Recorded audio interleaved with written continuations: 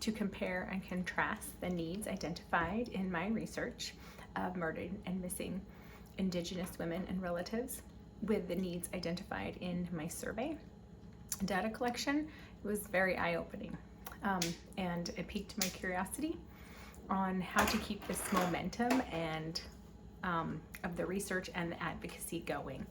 In my research, I found many Native advocacy organizations, such as the National Congress of American Indians, the Southeast Alaskan Region Health Consortium, the United States Declaration of the Rights of Indigenous People, the National Indigenous Women's Research Center, reauthorization, as far as acts and bills, reauthorization and Violence Against Women Act of 2005, and the Urban Indian Institute.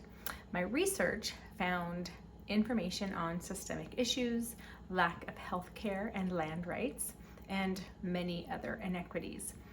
Several acts and bills have been passed for law enforcement agencies to work with those families in collaboration with local tribes, but those laws and acts have seemed to be swept under the rug.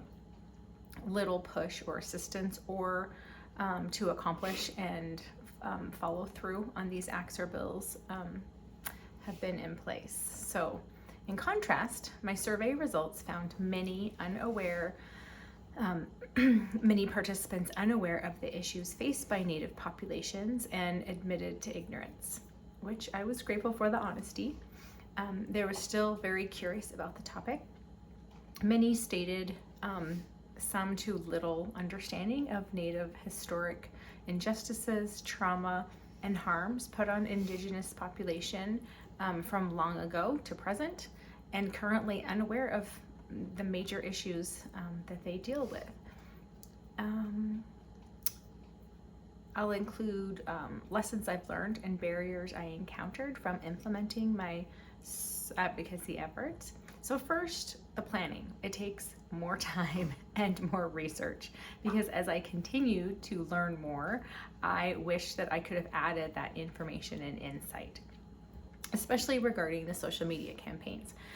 I learned of all the other campaigns already in effect and being implemented by Indigenous women themselves and their relatives, and I felt I was stepping on toes.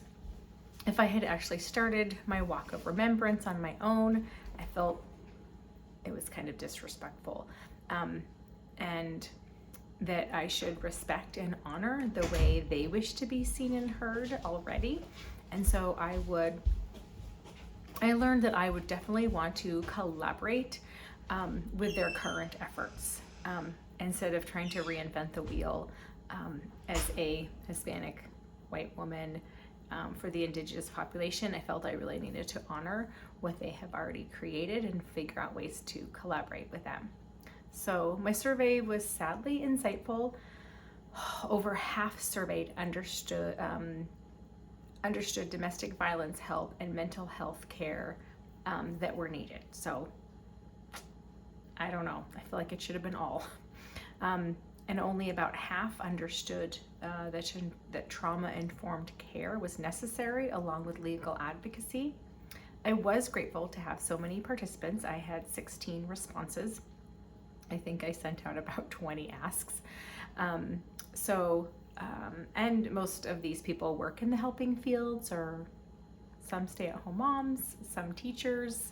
Actually I had a variety of people, and several friends concerned and eager to help me with my assignments, so I was grateful. So with 75% of these people believing that the Indigenous culture should be incorporated into community for healing, which I was very grateful to see that. I feel hopeful that I could create a campaign and increase awareness. I do think as an outsider that I could figure out how to contact more outside people, if in correct collaboration and to honor and respect what they're already doing, I feel like definitely there needs to be more awareness. The data showed great interest in the subject, but little current knowledge. Sadly, over 60% felt neutral to the effects of local and state and federal agencies in addressing the MMIWR cases. So that was kind of tough to swallow. And this shows that though there are many agencies out there and current social media campaigns, there is a tremendous need for awareness among white Americans. Because I would say 90% of the responses were from white American women.